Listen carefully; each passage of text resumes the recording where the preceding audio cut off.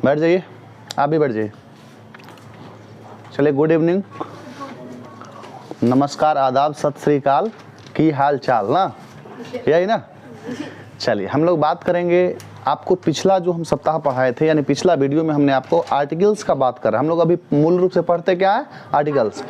और आर्टिकल हमारा सबसे बेहतर टॉपिक है एक सभी पार्ट्स ऑफ स्पीच को समझने के लिए, क्योंकि कोई भी हम सेंटेंस लिखते हैं तो उस सेंटेंस में आर्टिकल का कहीं ना कहीं प्रयोग होता है। तो कहाँ पे आर्टिकल का प्रयोग करना है, कहाँ पे आर्टिकल का प्रयोग नहीं करना है, क्यों करना है, इन चीज़ों को जानने की बात चल रही। तो बेसिकली जो हम लोग का 4-5 दिन से जो अभी क्लासेस चल रहा है वो किसका क्लास चल रहा है, आर्टिकल का। किसका चल रहा है, आर्टिकल का। आप थोड़ा सा ध्यान देंगे, मैंने आपको कुछ बातें बताई वो अभी मिटाऊंगा थोड़ा सा रिविजन के लिए, ताकि आप भूले ना। आर्टिकल में मैंने सबसे पहले क्या बताया था आपको कि article is nothing but it is a part of an adjective, यानी आर्टिकल कुछ भी नहीं है। अगर ग्रामर के सेंस में देखें तो आर्टिकल पार्ट्स ऑफ स्पीच के अंदर भी आता नहीं है। आर्टिकल जो है वो एक एडजेक्टिव का पार्ट है। किसका पार्ट है, एडजेक्टिव का पार्ट है। और इसलिए हमने कहा कि आर्टिकल में रखते किसको हैं हम लोग, तो हम लोग रखते हैं ए को, एन को और द को। जहां ए और एन जो है वो एक एडजेक्टिव का ही पार्ट है, एडजेक्टिव ऑफ नंबर 1, उसका वीक फॉर्म है।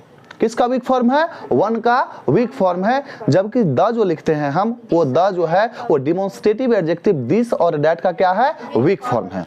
ये बात समझ में आ गई।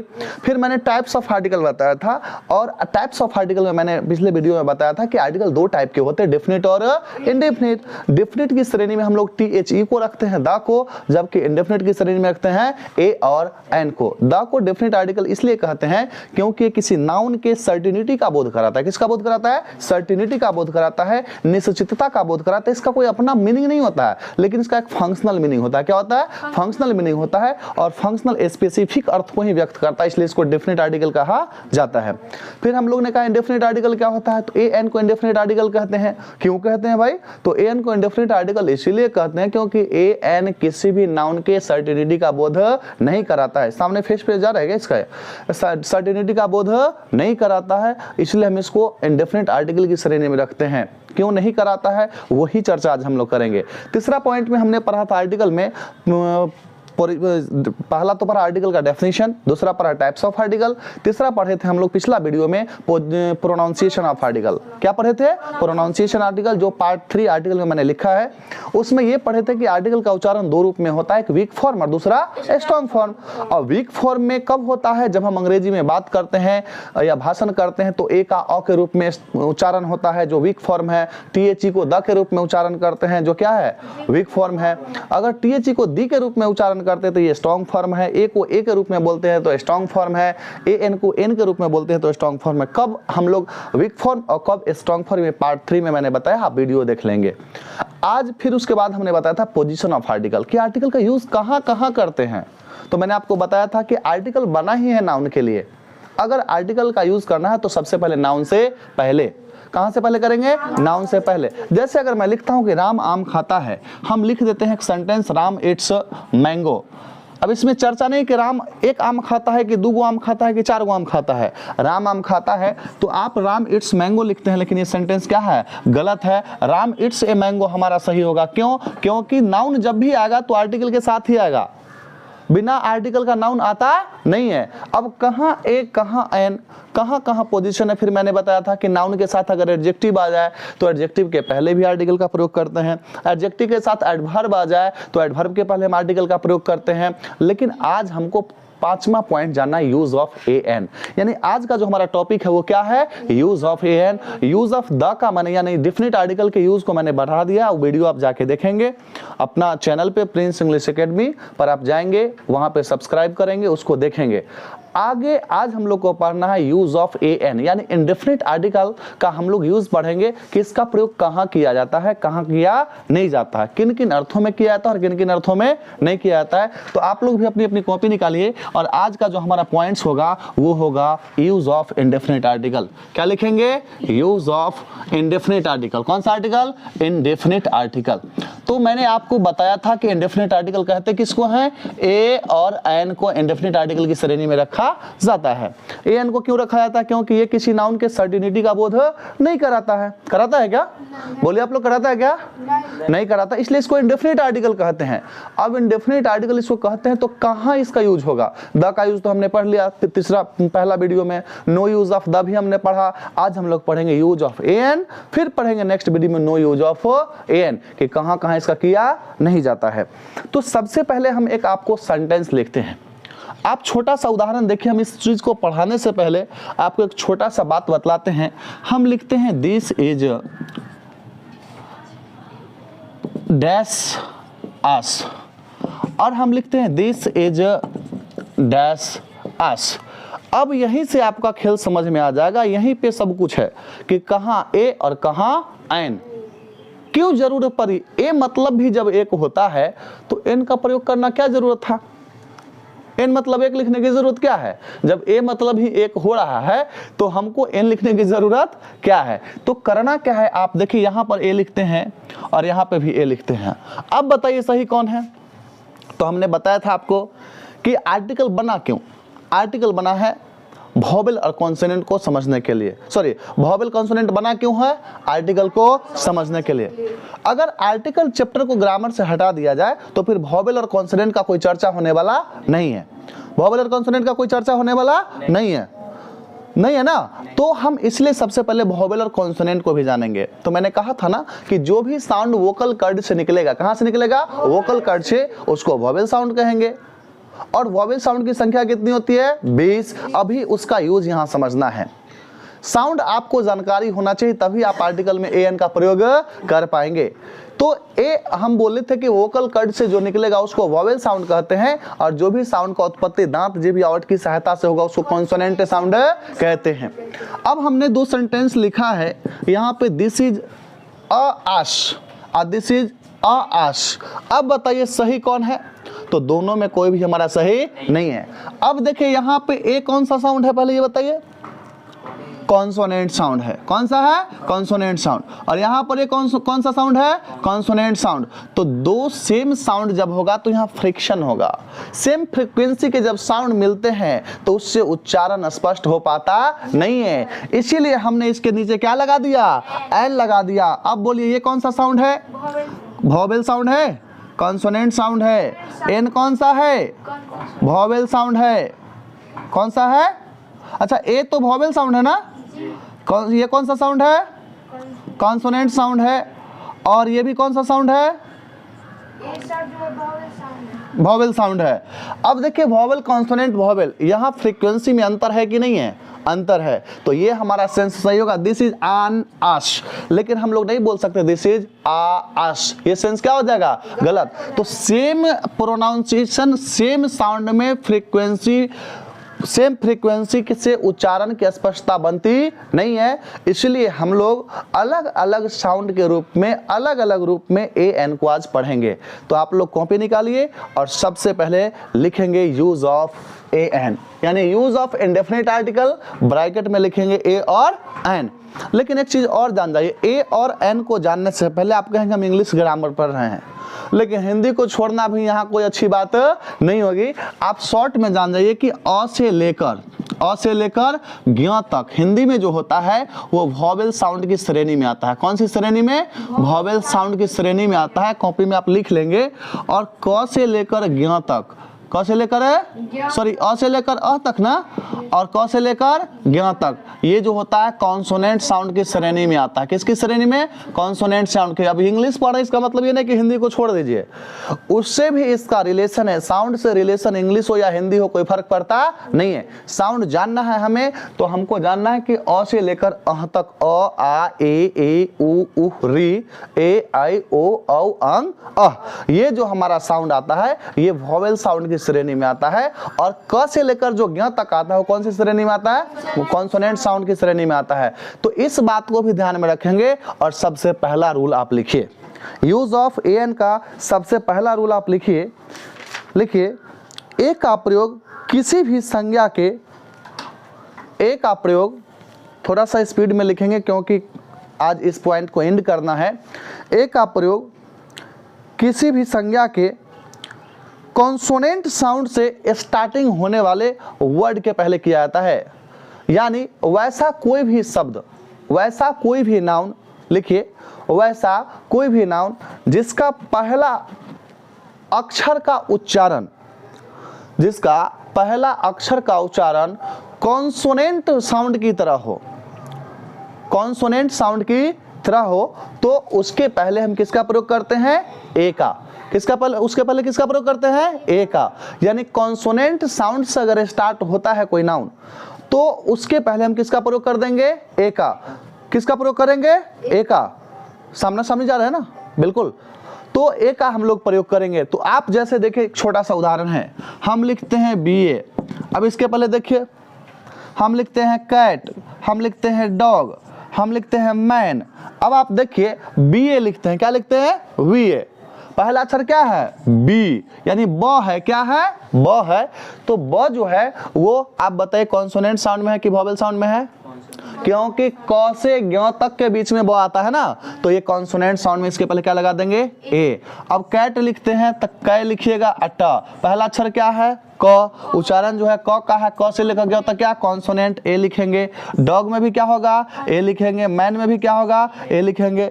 तो आप ये देखिए कि कोई भी संज्ञा या कोई भी शब्द जिसका पहला अक्षर का उच्चारण अगर कॉन्सोनेंट साउंड से मिलता है, तो वहां पे हम किसका प्रयोग करेंगे? ए का प्रयोग करेंगे। किसका प्रयोग करेंगे? ए का प्रयोग करेंगे। उदाहरण लिखिए, आप फटाफट लिखिए।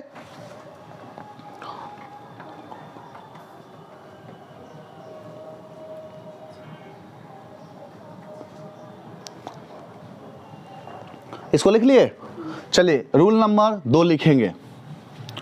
रूल नंबर 2 लिखिए, किसी का छूटे नहीं। लिखिए, वैसा कोई भी संज्ञा,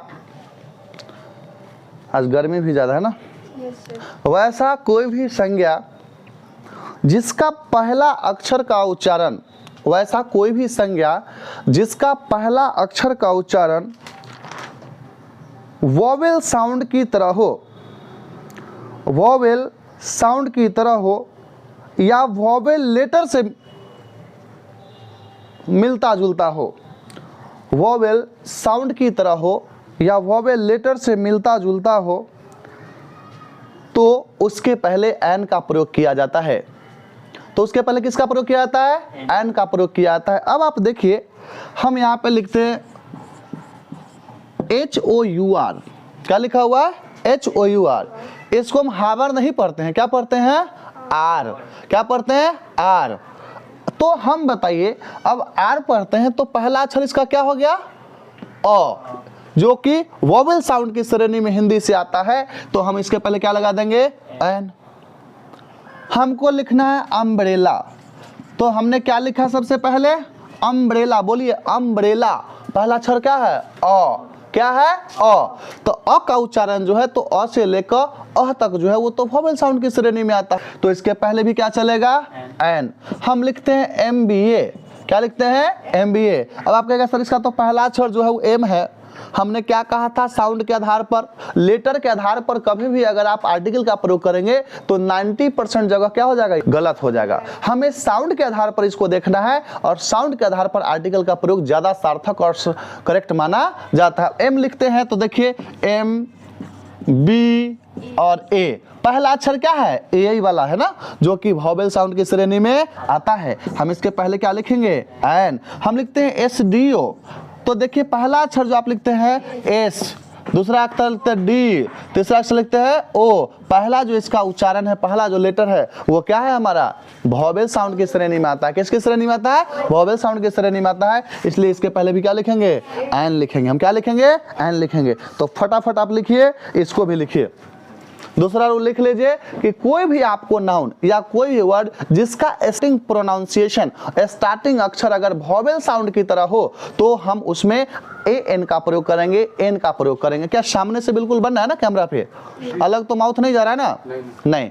तो हम इस दूसरा रूल को लिख लेंगे और तीसरा रूल की तरफ चलेंगे। आराम से आप लिखिए, कोई भी नाउन होगा अगर उसकी स्टार्टिंग प्रोनाउंसिएशन वॉवेल साउंड की तरह होगा, वॉवेल साउंड की तरह होगा, वॉवेल लेटर से भी मतलब नहीं है। अगर लेटर को आप मारेंगे, यहाँ पे देखिए लिखते हैं यूरोप का अक्षर, तो सर इसका है पहला अक्षर क्या है, वॉवेल है। यूरोप का पहला अक्षर क्या है, के पहले एन, लेकिन गलत। हमने क्या कि आप आर्ट की यूज जब भी करेंगे तो आप अक्षर को देखकर नहीं करेंगे, इसके उच्चारण के आधार पर। तो देखिए यूरोप लिखते हैं तू रो आप, पहला अक्षर क्या आ गया य, और अलावा जो होता है वो तो कॉन्सोनेंट साउंड के श्रेणी में, इसलिए इसके पहले क्या चलेगा, ए। अपवाद हो गया। हम कभी भी 90% जगह जो हम यूज करेंगे वो साउंड के आधार पर करेंगे, लेटर के आधार नहीं करेंगे। 3 नंबर रूल लिखिए, यूज ऑफ एन। कोई केयर भी कहता है, एन जो कोई केयर भी किया है, बात कर ले। एन का कोई अर्थ में भी किया जाए, एन का कोई के अर्थ में किया जाता है। आप लिखिए, ए का प्रयोग, नाम पूछना, ए का प्रयोग के अर्थ में भी किया जाता है, ए का प्रयोग कोई के अर्थ में भी किया है।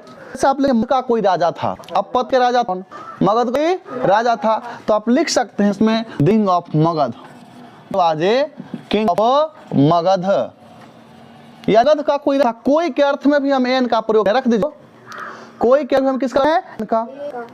बिना ने पति को कोई से दिया, बिना not her husband, did not give her and ample, बिना अपने पति को कोई नहीं दिया।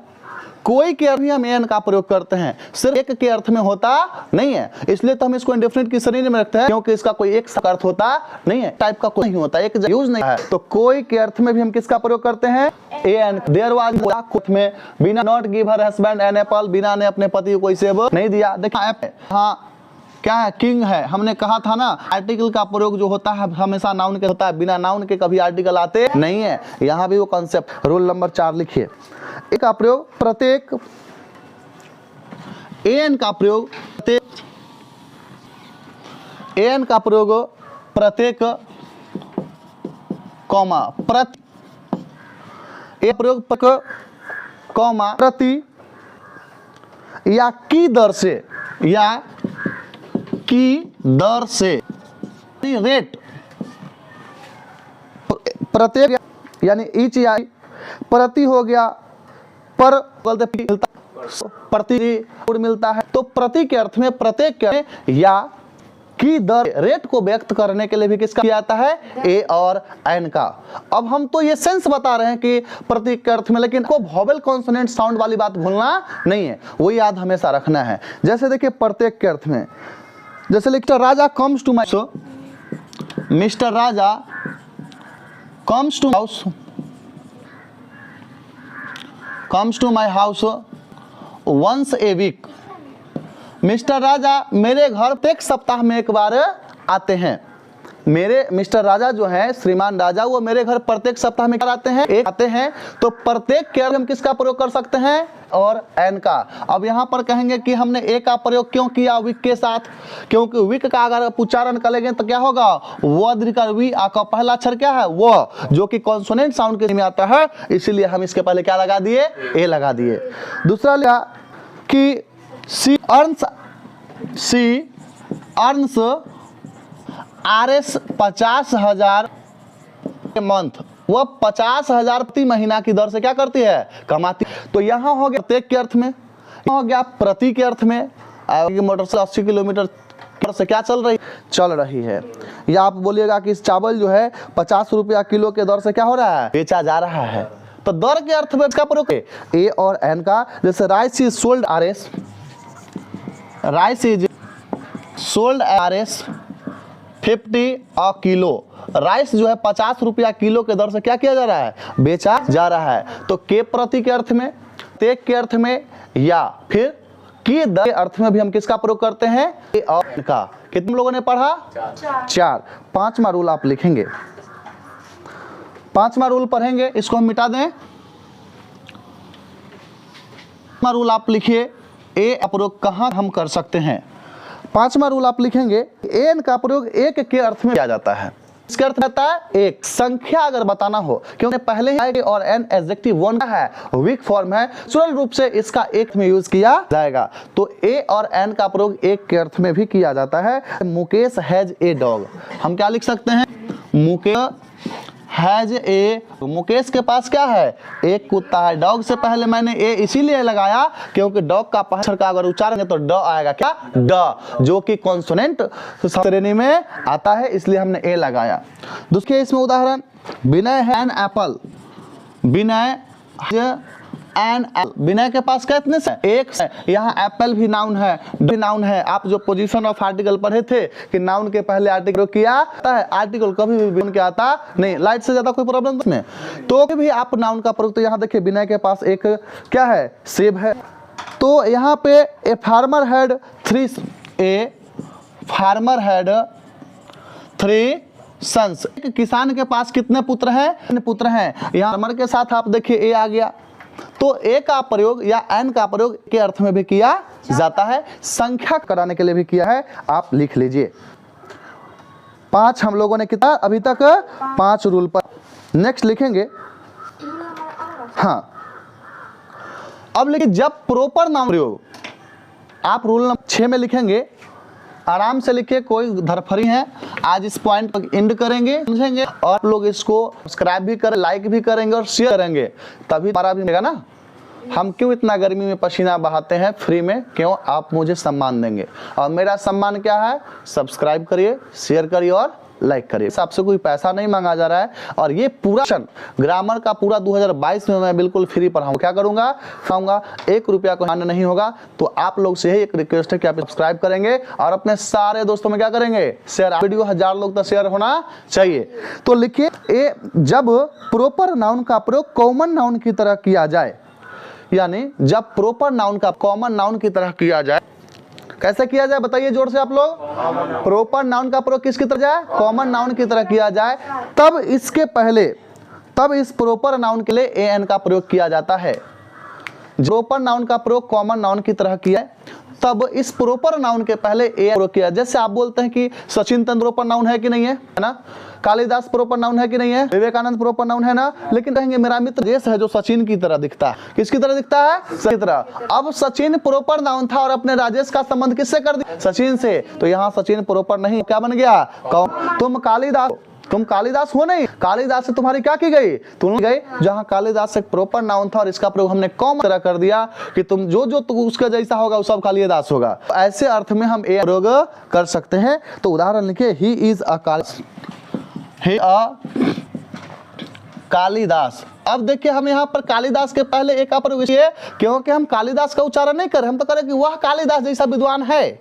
हमने उसका तुलना किया, किसका तुलना कर दिया? किसी लड़के का तुलना, क्यों कालिदास जैसा है, इसलिए यहाँ पर कालिदास अब प्रॉपर नाउन नहीं बन गए, क्या बन गए? कॉमन नाउन बन गया, common noun. You are a Tendulkar, you are a Tendulkar, आप तेंदुलकर से अब आपकी तुलना हो गई। तेंदुलकर कोई नहीं है स्पेशल जो प्रॉपर नाउन था, प्रॉपर नाउन तो होता ही नहीं आर्टिकल का प्रयोग, लेकिन मैं कि तुम तेंदुलकर हो, क्या हो? तेंदुलकर, यानी तुम्हारी तुलना किससे कर दी गई? तेंदुलकर से। तेंदुलकर यहाँ पर एक कॉमन नाउन बन गया, और कॉमन नाउन का भी हमने एक प्रयोग कर दिया। आप लिख सकते हैं इज अ दिनकर, वह दिनकर नहीं, वह दिनकर की तरह। तो यहाँ पे जब आप प्रॉपर नाउन का प्रयोग कॉमन नाउन की तरह करेंगे तो भी यहाँ पर ए या एन का प्रयोग किया जाता है। ये भी एक कॉन्सेप्ट है, इसको भी आप लिखेंगे, क्योंकि कॉन्सेप्ट के रट्टा मारने को कोई फायदा होने वाला नहीं है। कॉन्सेप्ट बनेगा, कॉन्सेप्ट समझेंगे तब इसका टी शर्ट बनाएंगे, क्वेश्चन भी बनवाएंगे आप लोग को, और आप लोग को PDF शेयर करेंगे, हम लोग क्वेश्चन भी शेयर करेंगे, आपको बनाना है। उसके बाद लिखेंगे, आगे लिखिए कि यदि किसी वाक्य में 2 एडजेक्टिव हो, नेक्स्ट रूल लिखिए कि यदि किसी वाक्य में 2 एडजेक्टिव हो, क्या 2 एडजेक्टिव हो, यदि किसी वाक्य में क्या हो? 2 एडजेक्टिव हो, और दोनों एडजेक्टिव से एक एक वस्तु या वस्तु का बोध हो। क्या होगा? वस्तु का बोध हो, एक का बोध होगा। जैसे हम कहेंगे कि a cow is black and white. अब बताइए यहाँ कितनी है? 1। उसकी विशेषता कितनी है? 2। कि वो कैसा है? Adjective 1 adjective 2। यानी एक ही गाय की विशेषता है कि वो काली भी है और उजली भी है। तो यदि किसी वाक्य में 2 एडजेक्टिव हो, एंड से जुड़ा हुआ हो और एक ही व्यक्ति वस्तु का बोध कराए, पहला एडजेक्टिव के पीछे किसके? पहला एडजेक्टिव के पीछे ए या एन का प्रयोग किया जाता है। अब इसमें देख लीजिए, पहला कौन है? ये है ना। दूसरा कौन है? ये है ना। तो अगर किसी भी वाक्य में 2 एडजेक्टिव हो और अगर उससे बताया जाए कि 2 एडजेक्टिव हो और उससे अगर एक ही व्यक्ति या वस्तु बोध हो, तो हम कहते हैं कि पहला के पीछे यानी पहला एडजेक्टिव के आगे ए एन का प्रयोग किया जाएगा। उस साउंड के आधार पर, यानी जैसे a black and cow, a black and a white cow. अब बताइए, तो हमारा सेंटेंस सही है? सेंटेंस सही है? नहीं। पर एडजेक्टिव क्या है? ब्लैक। यहाँ पे एडजेक्टिव क्या है? व्हाइट। एडजेक्टिव 1 एडजेक्टिव 2, दोनों एडजेक्टिव किससे जुड़ा हुआ है? एंड से। 2 एडजेक्टिव हो, एंड से हुआ हो और एक ही व्यक्ति या वस्तु का बोध कराता हो, तो पहलुका जो है एडजेक्टिव नंबर जो 1 है, इसके पहले ए या एन का प्रयोग करेंगे। तो ए का प्रयोग सही है कि गलती है? यहाँ पे एन नहीं लगेगा, क्योंकि ब्लैक बोलेंगे तो पहला अक्षर क्या आता है? ब। ब जो है वो वॉवेल साउंड की श्रेणी में आता है, वॉवेल लेटर की श्रेणी में आता है, और लेटर या वॉवेल साउंड से पहले कॉन्सोनेंट में ए का प्रयोग किया जाता है। लेकिन यहाँ पे तो यहाँ भी ए लगा हुआ है ना। एडजेक्टिव व्हाइट से पहले भी लगा है, ब्लैक से पहले भी लगा है, तो सेंटेंस क्या है? गलत है। क्या होगा बताइए? ए ब्लैक एंड व्हाइट काउ, यानी एक ही गाय है जो कैसी है? ब्लैक भी है और क्या है? भी है। तो पास से पीछे यानी के पहले मैंने ए का प्रयोग किया। लिखिए आप इस उदाहरण को। ए रेड एंड ब्लैक शर्ट। अब देखिए यहाँ पे कितना है? 1 है। इसकी विशेषता कितनी है? इसके 2 कलर हैं, एक रेड है एक ब्लैक है। तो पहला जो एडजेक्टिव है, पहला एडजेक्टिव के पीछे हमने किसका प्रयोग किया? ए चाहे एन किया। तो ध्यान रखिएगा, कोई भी सेंटेंस में 2 एडजेक्टिव होगा और दोनों एडजेक्टिव एन से जुड़ा हो और एक ही व्यक्ति या वस्तु का बोध हो, तो पहला एडजेक्टिव के आगे अर्थ के अनुसार, साउंड के अनुसार ए एन का प्रयोग कर दिया जाता है। लेकिन एक बात और, अगर वो एडजेक्टिव हो और दोनों से अलग अलग व्यक्ति या बोध हो, तो दोनों एडजेक्टिव के पीछे ए एन का प्रयोग किया जाएगा। ध्यान रखना, अगर एक एडजेक्टिव के पीछे अगर एक ही आपको वॉवेल या कॉन्सोनेंट नजर आए, तो एक का बोध हो है, और दोनों के पीछे अगर ए एन मिल जाए, तो समझ जाइएगा कि वहां पे एक व्यक्ति आपका बोध न होकर 2 अलग अलग व्यक्ति या वस्तु का बोध होता है। कि यदि 2 एडजेक्टिव एंड से हो, यदि 2 एडजेक्टिव एंड से जुड़ा हो, तब दोनों से अलग अलग व्यक्ति या वस्तु का बोध हो, भिन्न भिन्न व्यक्ति या वस्तु का बोध हो। 2 एडजेक्टिव एंड से जुड़ा हो तथा दोनों के पहले 2 एडजेक्टिव से जुड़ा हो तथा दोनों से भिन्न व्यक्ति वस्तु का बोध हो, तो प्रत्येक एडजेक्टिव के पीछे ए या एन प्रयोग किया जाता है। एक एडजेक्टिव के पीछे प्रयोग किया जाता है एन का। अगर मैं दूं कि गाय काली है, माने 2 गाय है जिसमें काले 2 गाय में काली है,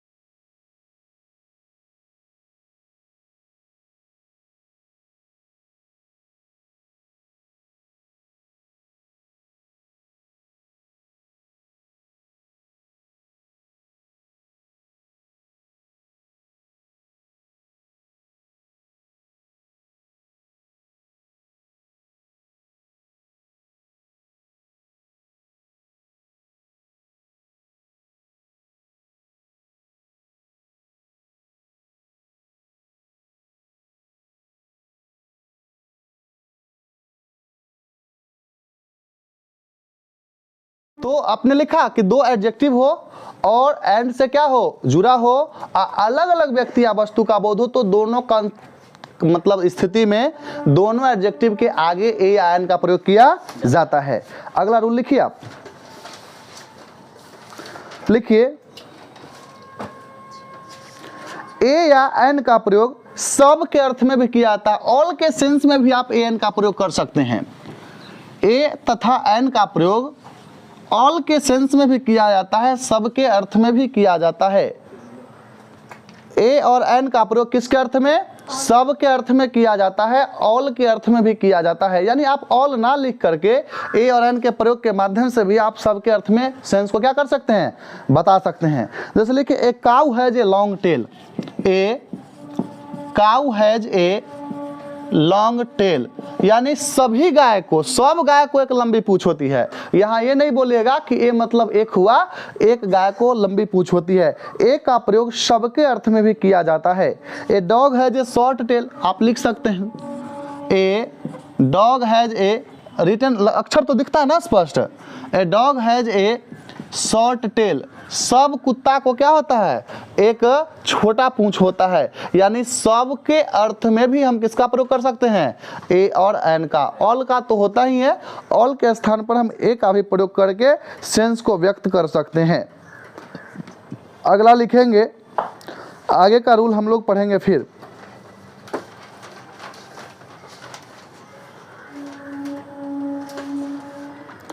अगला लिखिए कि दो सिंगुलर नाउन हो और एंड से जुड़ा हो, सेम एडजेक्टिव की तरह है, दो सिंगुलर नाउन हो, एंड से जुड़ा हो और उससे एक ही व्यक्ति का बोध हो। दो सिंगुलर नाउन हो, एंड से जुड़ा हो और उससे एक ही व्यक्ति का बोध हो, तो पहला नाउन के पीछे, पहला सिंगुलर नाउन के पीछे ए या एन का प्रयोग किया जाता है।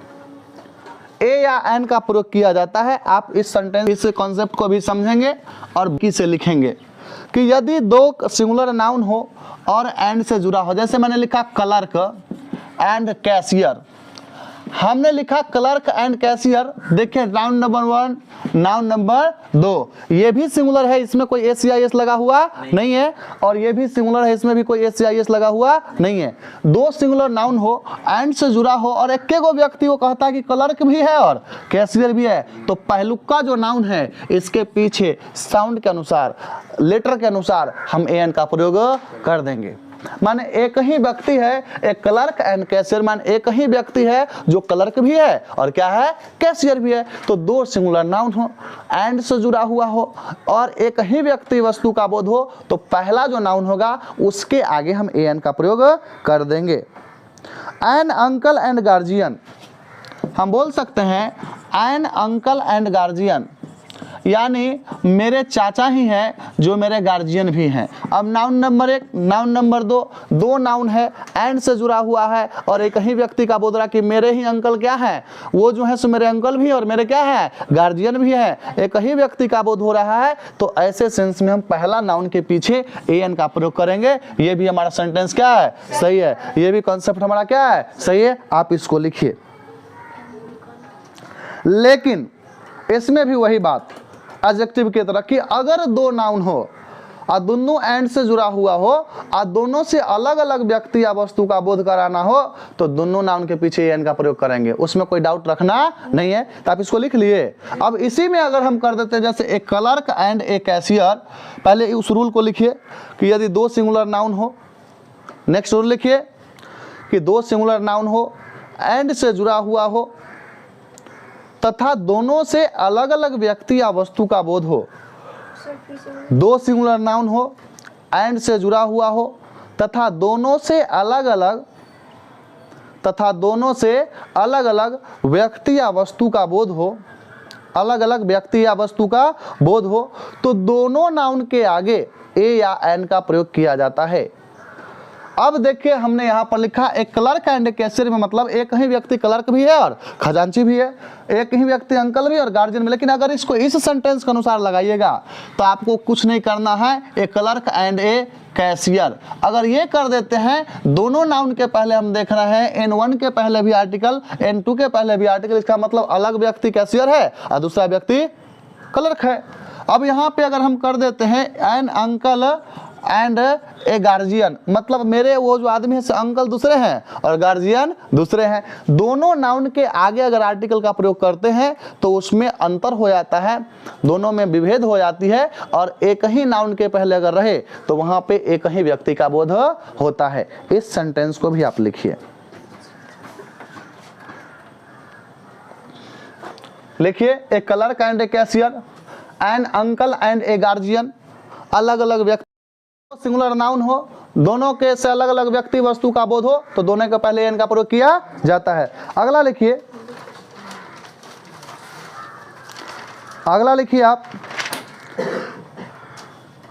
एन का प्रयोग,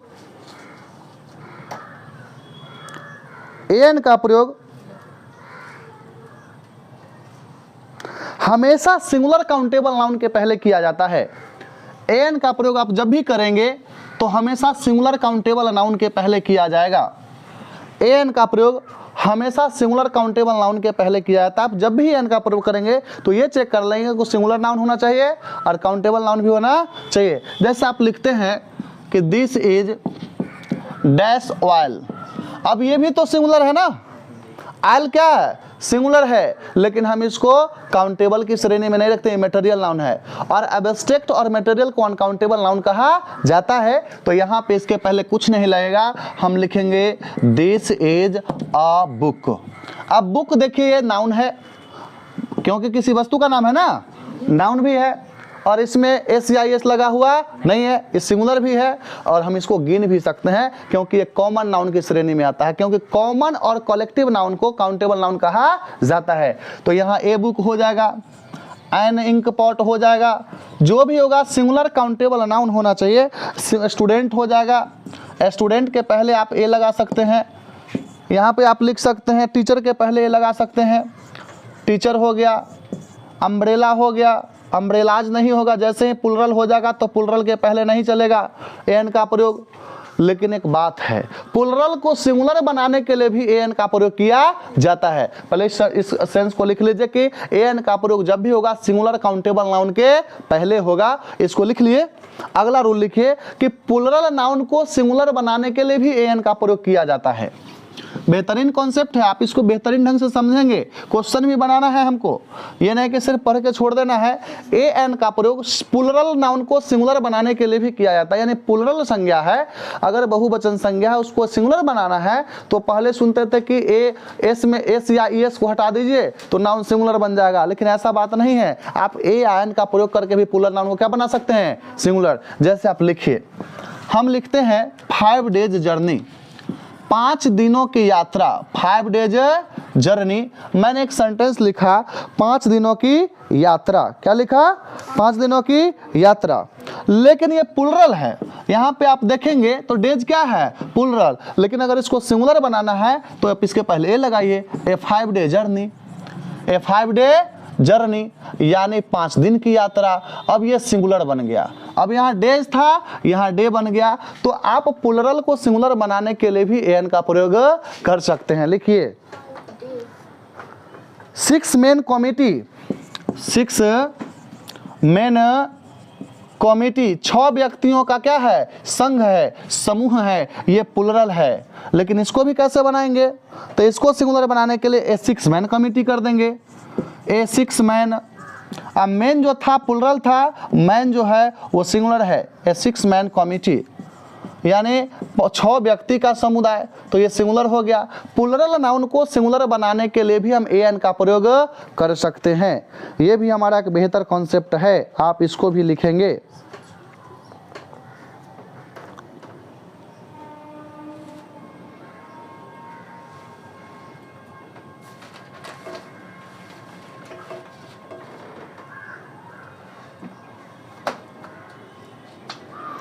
अब आप एक बात याद रख लें हमने कहा कि सिंगुलर काउंटेबल नाउन के साथ भी एन का प्रयोग होता है, लेकिन कुछ ऐसे अनकाउंटेबल नाउन हैं जिनके साथ भी हम एन का प्रयोग करते हैं, और वो आपको लिख लेना है, कंठस्थ कर लेना है। अंतिम यही आपको रूल है, इसको लिखिए कि एन का प्रयोग कुछ अनकाउंटेबल नाउन के साथ भी किया जाता है।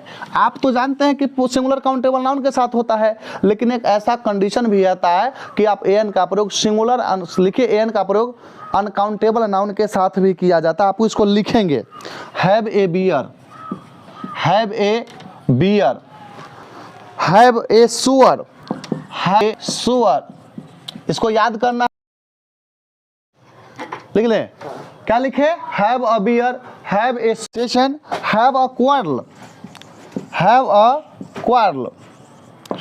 आप दूसरा भी लिखिए, have a chat, have a chat. ये सब कुछ ऐसे अनकाउंटेबल नाउन हैं जिनके साथ भी आप एन का प्रयोग हैव अ गुड डे लिखिए।